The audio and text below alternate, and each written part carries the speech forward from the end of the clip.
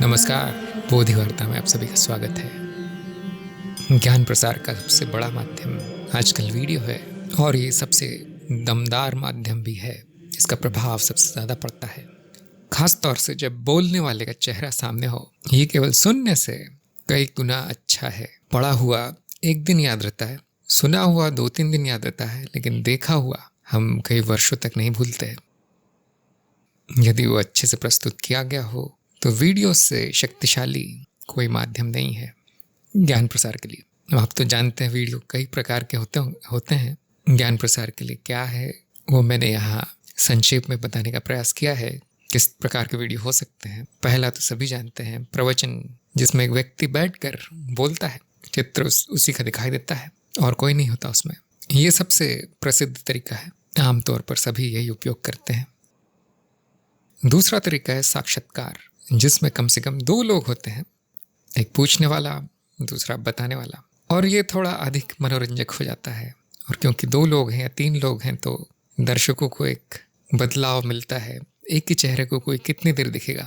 और साक्षात्कार में बातचीत का प्रारूप रहता है, उससे वह अनुभव और अच्छा हो जाता है। तीसरा है वृत्तचित्र या डॉक्यूमेंट्री, जिसमें व्यक्ति कैमरा लेके घूमता है और तरह तरह के चित्र, तरह तरह की जगह, तरह तरह के व्यक्तियों से मिलता है और घटनाएं दिखाता है। ये भी ज्ञान प्रसार के लिए उपयोगी है। चौथा है सभी का जाना पहचाना पसंदीदा नाटक, साथ में गाना बजाना हो तो और लोगों को पसंद आता है। और ये हमारे देश में प्राचीन काल से चल रहा है, जिसमें नाटक के माध्यम से शिक्षा दी जाती है। जैसे रामलीला, जिसको हम लोग धार्मिक कहानियाँ कहते हैं। आजकल ये कहानियाँ लिखी गई, उसमें संदेश होता था, उसमें शिक्षा होती थी। यही काम कैमरे के सामने भी किया जा सकता है। बस यही है कि बड़ा कठिन है, बहुत से लोग लगते हैं इसमें। 5वां प्रकार है पठन, जिसमें कि व्यक्ति केवल किताब पढ़ता है। या तो किताब दिखाई जाती है, किताब में क्या लिखा है, या फिर व्यक्ति का चेहरा दिखाया जाता है जो बैठकर वो पढ़ रहा है और उस पर व्याख्यान दे रहा है, इस किताब में क्या लिखा है, उस किताब में क्या लिखा है। इस तरह से ये एक तरह की हमारी शिक्षा पद्धति का ही वीडियोकरण है। जैसे आपके स्कूल में, पाठशाला में शिक्षक बैठ जाता है, किताब खोल के पढ़ो सब लोग, उसी की रिकॉर्डिंग की जा सकती है। बहुत से लोग करते भी हैं। 6वां प्रकार है जिसमें बोलने वाला दिखाई नहीं देता, उसकी केवल वाणी होती है और चित्रों में उसकी बात बताई जाती है। या तो चित्र होते हैं या कुछ लिखा होता है, मुख्य बिंदु आदि, जिसको हम प्रस्तुति भी कह सकते हैं। स्लाइड प्रेजेंटेशन, कुछ चित्रों के माध्यम से, कुछ लिखित सामग्री के माध्यम से व्यक्ति अपनी बात कहता है। और ये वीडियो जो आप देख रहे हैं वो इसी प्रकार का वीडियो है। और ये प्रभावी भी है और सबसे आसान भी है, जल्दी हो जाता है काम। यदि बोलने वाला उस वीडियो में कहीं कोने में दिखाई देता है या फिर 2-3 मिनट के लिए आता है पर्दे पर, तो और अच्छा है। आकर अपना परिचय दे दे और उसके बाद उस जो भी दिखाना है वो दिखाए और जो भी बोलना है बोले। जैसा कि आप समझ ही गए होंगे, इन सभी को मिलाया भी जा सकता है। इन सभी प्रकारों को थोड़ा थोड़ा मिलाया भी जा सकता है। जैसे आप किसी गुरु का साक्षात्कार लेने जाते हैं तो शुरू के 5 मिनट उनका जीवन वृत्तांत दिखाया जा सकता है। कहाँ रहते हैं, क्या आश्रम है, 1-2 शिष्यों से मुलाकात और उसके बाद साक्षात्कार आदि आदि। ऐसे बड़ा मनोरंजक और प्रभावकारी वृत्तांत बन जाता है। ये बड़ी कला है, मुझे लगता है सबसे बड़ी कला है इस जगत में, चलचित्र या वीडियो बनाना। और आप समझ गए होंगे थोड़ी कठिन भी है। तो भाग्यवश हमारा जो विषय है आध्यात्म, उसमें हमें इतनी मेहनत नहीं करनी पड़ती जितनी कि एक अच्छा चलचित्र बनाने में, संगीत का वीडियो बनाने में, एनिमेशन बनाने में या फिर वृत्तचित्र बनाने में करनी पड़ती है। कई महीने, कई साल भी निकल जाते हैं छोटा सा 1-1.5 घंटे का वीडियो बनाने में। तो हमें इतनी मेहनत नहीं करनी है। जो कर सकते हो ज़रूर करें। हमारा सारा भार जो है, हमारा सारा ध्यान क्या बोला जा रहा है उस पर होता है। और बाकी जो चित्र वगैरह है, जो भी लिखा हुआ दिखाई देता है, ये सब बस दर्शकों का मन लगा रहे इसलिए दिखाया जाता है। जो बहुत बुद्धिमान है, जिनकी बुद्धि बहुत तेज है, विलक्षण है, उनको ये सब नहीं चाहिए। उनको 1 या 2 पेज में लिख कर दे दीजिए आप क्या बोलना चाहते हैं, वहाँ काम हो जाता है, ज्ञान संचार हो जाता है, क्योंकि बुद्धि बहुत तेज है। जो ये नहीं कर सकते उनको सामने बिठा के समझाना पड़ता है, जैसे सत्संग वगैरह। जिनके प्रश्न होते हैं ये क्या लिखा है मुझे तो समझ में भी नहीं आता है, शब्द क्या है मतलब भी नहीं पता है, यहाँ पे बुद्धि कम है तो बोलना पड़ता है। और वहाँ पर भी कई बुद्धिमान लोग जो है वो सुनकर समझ जाते हैं क्या कहा गया है। और यदि इससे भी ना हुआ तो दिखाना पड़ता है, करके भी दिखाना पड़ता है। कभी कभी कई कलाएं हैं जो करके दिखानी पड़ती हैं, केवल पढ़ने से या सुनने से नहीं होता, वो खुद व्यक्ति मेहनत नहीं करता तो ये उपाय है। और यदि ये भी नहीं होता, उसके इतने भी समझ में नहीं आ रहा है कि जो दिखाया जा रहा है वो क्या है, तो नाटक का माध्यम है, बनावटी खेल जिसमें कि चित्र विचित्र चरित्र होते हैं, बोलने वाले जानवर और जादू नगरियाँ और अप्सराएं और ये सब चीज़ें होती हैं, जिससे कि उस कम बुद्धि के व्यक्ति का ध्यान खींचा जा सके। और बच्चों के लिए भी बहुत काम आता है, क्योंकि इतनी बुद्धि नहीं चलती बच्चों की। उनको उनका ध्यान आकर्षित करने के लिए कहानियाँ, नाटक, कार्टून, इस तरह की रंग बिरंगी चीज़ें, ये माध्यम सबसे अच्छा है। तो ज्ञान प्रसार के लिए क्या माध्यम उचित रहेगा, ये सामने वाले की बुद्धि पर निर्भर है पूरी तरह से। हमें इतना बखेड़ा नहीं खड़ा करना पड़ेगा। यदि व्यक्ति 2 लाइन पढ़कर समझ जाए, इतना प्रपंच नहीं रचना पड़ेगा, लेकिन ऐसा होता नहीं है। इसलिए मैंने कहा है आपको सभी माध्यमों का सहारा लेना पड़ेगा, क्योंकि सभी तरह के लोग हैं, सभी तरह के साधक हैं। तो वीडियो की दुनिया में भी हम उतरते हैं इसी कारण से, क्योंकि बहुत प्रभावशाली है। अधिक बुद्धि वालों को भी अच्छा लगता है, कम बुद्धि वालों को भी अच्छा लगता है, सबको अच्छा लगता है। और इसकी जो नकारात्मक बातें हैं, मेहनत बहुत लगती है, और शुरू में आपको उपकरणों पर आदि पैसा भी बहुत खर्च करना पड़ेगा। यदि आप शुरू से शुरू कर रहे हैं, खाली बैठे हैं, कुछ है नहीं घर में, न कैमरा है, न माइक्रोफोन है, लाइट है, न इंटरनेट है, तो काफ़ी पैसे चले जाएंगे आपके। इसके लिए उपकरण भारी लगता है। और तीसरा इसका कह लीजिए अवगुण है कि सीखने में बहुत समय जाता है। वीडियो की कला सीखने में कम से कम 1-2 साल का समय चला जाएगा। हाँ, शुरू में आप छोटा मोटा वीडियो जो है बना सकते हैं, जो देखने लायक होगा, जो झेलने लायक होगा, ऐसा 1-2 महीने की मेहनत से बनाया जा सकता है सीख कर। लेकिन जैसे जो फिल्मकार बनाते हैं या बड़े बड़े कलाकार बनाते हैं वीडियो, वो बनाने में काफ़ी वर्ष लग जाते हैं। ये बड़ी कला है, क्योंकि आप अकेले, बोलना भी आप ही को है, फोटोग्राफी भी आप ही को करना है, एडिटिंग भी आप ही को करना है, सब कुछ आप ही को करना है। या 1-2 लोग मिलकर कर सकते हैं तो और समय लग जाता है और मेहनत लगती है, आपको सारे गुण आने चाहिए। तो इस कला में जो भी लगता है मैं आपको सारा का सारा सिखाने वाला हूँ। हमने लेखन सीख लिया, हमने बोलना सीख लिया, हमने रिकॉर्डिंग वगैरह सीख ली ध्वनि की, अब दृश्य की बात आती है। ये थोड़ी थोड़ी भी कलाएँ आपको आ जाएँ तो एक अच्छा खासा वीडियो बन सकता है, जो बहुत प्रभावकारी होता है और लाखों लोगों तक पहुँचता है। एक बार आप उसको YouTube में डाल दीजिए, ज़िंदगी भर हो गया वो, यहाँ तक कि आपके जाने के बाद भी वो वीडियो लोग देखते रहेंगे। इसके लिए क्या उपकरण लगेंगे? सबसे पहले तो कैमरा लगेगा।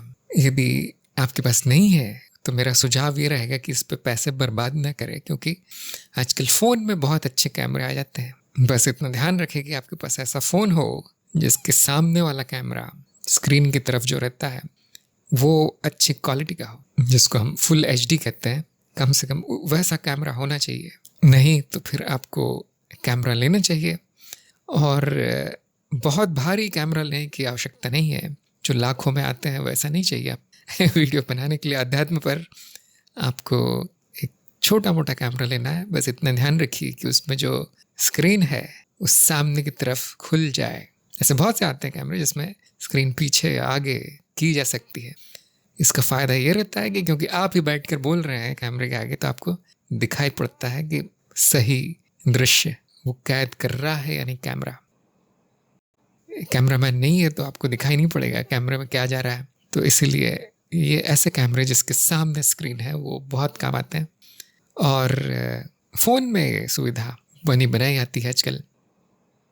दूसरी बात, आपको माइक्रोफोन लगेगा, क्योंकि कैमरा अक्सर 2-3 फीट दूर रखा जाता है या और भी अधिक दूर रखा जाता है, जब यदि वो थोड़ा अच्छा कैमरा हो तो, जूम वाला कैमरा हो तो। और उससे आप जो बोल रहे हैं वो आवाज़ वहाँ तक पहुँच नहीं पाती। कैमरे के अंदर होते हैं माइक्रोफोन, फ़ोन के अंदर भी होता है, और यदि वो 2-3 फीट ही है तो अच्छी आवाज़ पकड़ लेता है। फिर भी गूंजती हुई सी आवाज़ आती है और वो फिर चारों तरफ की आवाज़ें पकड़ेगा आपके। यदि आपके पास स्टूडियो नहीं है, जो कि अक्सर होगा, तो उसके लिए आपको एक माइक्रोफोन लगेगा। और सबसे अच्छा माइक्रोफोन वीडियो के लिए वो होता है जो आपके शर्ट में ऐसा लग जाए, क्लिप हो जाए। इसको लावालियर माइक्रोफोन भी कहते हैं, जो 5-6 इंच दूर रखा जाता है, कॉलर वगैरह में, शर्ट में लग जाता है। और दूसरी तरफ आप फ़ोन में आप उसको डायरेक्ट लगा सकते हैं, अपने कैमरे में भी लगा सकते हैं। इसमें फ़िल्टर बनाया आता है, लेकिन फिर भी वैकल्पिक लिखा है मैंने, क्योंकि फ़ोन में जो माइक्रोफोन है उससे काम चल जाता है, अच्छा खासा होता है। वीडियो निर्माण के लिए आपको एक अच्छा खासा पीसी लगेगा, कंप्यूटर लगेगा। जैसा मैंने यहाँ पे बताया है, उन विशेषताओं वाला कंप्यूटर लगेगा आपको जो मैंने चर्चा की थी पॉडकास्ट के बारे में। वही है, बस उसमें एक और हार्ड डिस्क जोड़ दी गई है जिसका प्रकार SSD का है। वो इसीलिए कि यदि आप बहुत सारे वीडियो पर काम करते हैं तो आपकी हार्ड डिस्क भर जाएगी, और आप जानते हैं कि मशीन है, उसका कोई भरोसा नहीं होता। यदि वो ख़राब हो गई तो आपने जो भी मेहनत की है वहाँ पर, वो पूरी की पूरी बर्बाद हो जाएगी। इसलिए हम कम से कम 2 हार्ड डिस्क का सुझाव देते हैं। दोनों में एक एक कॉपी रखिए, एक एक प्रति दोनों में रखिए। एक ख़राब हो जाए तो दूसरी रहेगी, उसके बाद आप नई हार्ड डिस्क लगा सकते हैं और वो उसमें कॉपी कर सकते हैं पुराना आपका काम। यदि कोई चित्र है, यदि कोई आपने आवाज़ रिकॉर्ड की है तो दोबारा भी हो सकता है, लेकिन आपने बड़ी मेहनत से वीडियो बनाया, 1 आध हफ्ते का काम है, वो यदि गलती से डिलीट हो जाए या कुछ उसमें खराबी आ जाए तो बर्बाद हो जाता है, उससे बड़ा दुख होता है। तो ये अतिरिक्त है। यहाँ पर आपको अच्छी क्वालिटी के स्पीकर लगेंगे। जो प्लास्टिक के डब्बे लोग उपयोग करते हैं उसमें बहुत ख़राब आवाज़ आती है, इतनी अच्छी नहीं आती। तो वीडियो निर्माण के लिए अच्छे स्पीकर लगते हैं, ये महंगे आते हैं बहुत। और ध्यान रखिए प्लास्टिक के डब्बे ना हो, हल्के ना हो। जितने भारी होंगे स्पीकर, जितने बड़े होंगे, उतना आपको सुनने में मज़ा आएगा, उतनी अच्छी क्वालिटी भी होगी। नहीं तो आपको पता नहीं चलेगा क्या बोला जा रहा है, क्या कहा जा रहा है। यदि आपको लकड़ी के स्पीकर मिले, लकड़ी के कैबिनेट में जो बड़े टावर स्पीकर होते हैं, एम्पलीफायर उसमें बनाया होता है, तो और भी अच्छा है। यदि आप इतने पैसे नहीं खर्च करना चाहते तो आपके जो स्पीकर है जिसमें आप संगीत वगैरह सुनते हैं वो भी काम आ सकते हैं। लेकिन जो लैपटॉप के अंदर स्पीकर पड़े होते हैं छोटे से, या आजकल मॉनिटर के अंदर भी स्पीकर आते हैं, वो इतने अच्छे नहीं होते। आपको ऐसा स्पीकर चाहिए जिसमें कम से कम 3 यूनिट हो, अर्थात 3 कोण हो। कम आवृत्ति के लिए एक, बीच की आवृत्ति के लिए दूसरा, और तेज आवृत्तियों के लिए तीसरा छोटा सा। कम से कम 3 होते हैं। वैसा स्पीकर सबसे अच्छा रहेगा, सबसे उत्तम रहेगा। और ये 2 होते हैं दाएं और बाएं तरफ के लिए। इसके बाद आपको सॉफ्टवेयर लगेगा वीडियो संपादन के लिए, चित्र बनाने के लिए, ध्वनि के लिए, जो कि आपने देख ही लिया। और अच्छी बात यह है कि इसमें कोई खर्चा नहीं होता है, ये सब सॉफ्टवेयर निःशुल्क मिल जाता है, ओपन सोर्स होता है। 2 हमने पहले ही देख लिए। चित्र बनाने के लिए मैंने आपको कृता बताया था, ध्वनि के लिए ऑडासिटी बताया था। वीडियो के लिए भी हम 1-2 सॉफ्टवेयर देखेंगे, उसमें भी कोई खर्चा नहीं है। इसके बाद आपको एक ट्राइपॉड लगेगा, वो भी मैंने वैकल्पिक लिखा है क्योंकि यदि आपका कैमरा ऐसा है जो कहीं रखा जा सकता है, किसी जगह टिक जाता है, तो फिर नहीं लगेगा। लेकिन फ़ोन है तो फ़ोन के लिए आपको एक ट्राइपॉड लगेगा, और वही ट्राइपॉड काम आ जाएगा यदि आपके पास पहले से है जो कैमरे के लिए होता है। उसमें फ़ोन का होल्डर होता है, बस उतना आपको लेना पड़ेगा और वो फ़ोन को आप ट्राइपॉड पर लगा सकते हैं। नहीं तो कुछ छोटे मोटे स्टैंड भी आते हैं फ़ोन रखने के, और ऐसा स्टैंड चुन लीजिए जो सीधा खड़ा होता है। इसके बाद आपको लाइट भी लगेंगे जो कि वैकल्पिक है। यदि आप बाहर शूटिंग करते हैं या दिन की रोशनी में शूटिंग करते हैं या आपके पास पहले से है अच्छे लाइट, तो बहुत अच्छी बात है। नहीं तो आप जो स्टूडियो की लाइट है वो खरीद सकते हैं, महंगे आते हैं, लेकिन ज़रूरी नहीं है। खिड़की के पास बैठकर जो दिन की रोशनी है उसमें भी अच्छा वीडियो बन सकता है। और क्योंकि आपको वो इंटरनेट पर भेजना होगा वीडियो की फाइल बहुत बड़ी होती है, बहुत भारी होती है, 500 MB, 1 GB, 2 GB इस तरह की हो जाती है। तो वो अपलोड करने के लिए आपको तेज इंटरनेट लगेगा। जिनके पास इंटरनेट नहीं है या बहुत धीमा चलता है, उनके लिए काम बड़ा कठिन हो जाएगा। और आपके पास हिंदी लेखन का कोई उपाय होना चाहिए। यदि आप अंग्रेजी में बना रहे हैं तो सारा सॉफ्टवेयर वगैरह काम कर जाएगा। लेकिन हिंदी में यदि आप बना रहे हैं, आप कुछ लिखना है, कुछ दिखाना है, जैसे कि यहाँ दिखाया गया है, तो हिंदी लेखन का कोई उपाय होना चाहिए। तो मैं गूगल ट्रांसलेट का उपयोग करता हूँ, जहाँ बहुत आसान है लिखना हिंदी में। उसी की स्लाइड बना के दिखाई जा सकती है, या तो आपके फ़ोन में भी हिंदी कीबोर्ड है, वो उससे लिखा जा सकता है और उसी को वीडियो में दिखाया जा सकता है। ये ज़रूरी है क्योंकि आपके वीडियो में शीर्षक तो होगा ही, शीर्षक तो लिखना पड़ेगा ही, और वीडियो का विवरण वगैरह आपको यूट्यूब पे लिखना पड़ेगा, उसके लिए लगेगा। तो ये उपकरण है, मेरा सुझाव है कि अधिक पैसे ना खर्च करें। ये छोटा मोटा कैमरा और माइक्रोफोन और फ़ोन सभी के पास होता है आजकल, और शुरुआत करने के लिए इतना बहुत है। फिर जैसे जैसे आपकी रुचि बढ़ती जाए या काम आपको अच्छा लगने लगे, इस कला में रुचि आने लगे, तो आप उसमें कुछ पैसे लगा सकते हैं, अपना शौक बढ़ा सकते हैं। कुछ लोग कहेंगे इतनी झंझट कौन करेगा, और मुझे तो ये सब आता भी नहीं है, मुझसे होता भी नहीं है, और फिर भी मैं कुछ बनाना चाहता हूँ, कुछ प्रसार करना चाहता हूँ। तो ऐसे लोगों को मेरा सुझाव है कि फिर आप किसी की मदद ले लीजिए, जो जिसको ये काम आता है, उसको थोड़ा बहुत पैसे देकर आप वीडियो तैयार करवा सकते हैं। पैसे नहीं खर्च करना चाहते, उनको ये कला सीखनी पड़ेगी, और जो भी उपकरण आपके पास है अभी, उन्हीं से शुरू करना पड़ेगा। इसी बात का मैं सुझाव देता हूँ। खुद सीखिए, छोटा मोटा सबको आना चाहिए, और कम से कम उपकरणों से शुरू करना चाहिए। यदि आपने उसमें लाखों रुपए खर्च कर दिए, महीनों खर्च कर दिए, और फिर ऐसा लगा कि इससे काम नहीं हो रहा है, ये मेरी कोई रुचि नहीं है इसमें, तो वो नुकसान होगा। फिर थोड़ा आजमा के देखना चाहिए हर कला को पहले। और ये एक तरह की प्राकृतिक प्रतिभा भी होती है कि कुछ लोग बहुत अच्छा सीख जाते हैं, जल्दी सीख जाते हैं। उनके हाथ में आप वो मशीन दे दीजिए, उपकरण दे दीजिए, वो एक मास्टर बन जाते हैं, उनमें गुण होता है। और कुछ लोग लाखों खर्च करते हैं, सालों काम करते रहते हैं, फिर भी उनका जो काम होता है वो साधारण होता है, इतना अच्छा नहीं हो पाता। आपने देखा ही होगा कि जिसको गाना या संगीत सीखना है, बड़े बड़े कीबोर्ड, कैशियो वैशियो, सितार, तबला, ये सब खरीद लेते हैं, इसमें लाखों रुपए खर्च कर देते हैं, बड़े गुरु के पास जाते हैं सीखने के लिए। लेकिन जब गाते हैं तो ऐसा लगता कौवा बोल रहा है। और कुछ लोगों को कुछ भी नहीं लगता, वो फ़ोन उठा के गाना शुरू करते हैं, और उनकी आवाज़ इतनी मधुर होती है कि ऐसा लगता है सुनते रहो। एक पैसा खर्च नहीं करते, उनमें प्राकृतिक प्रतिभा होती है। तो जिनमें ऐसा है उनको कुछ खर्च नहीं करना पड़ेगा, सब कर लेंगे अपने आप। इस कला खून में नहीं है तो नहीं करना चाहिए, फिर किसी और को करने का मौका देना चाहिए। तो वीडियो के निर्माण के लिए जो भी लगता है उसे हम फुटेज कहेंगे।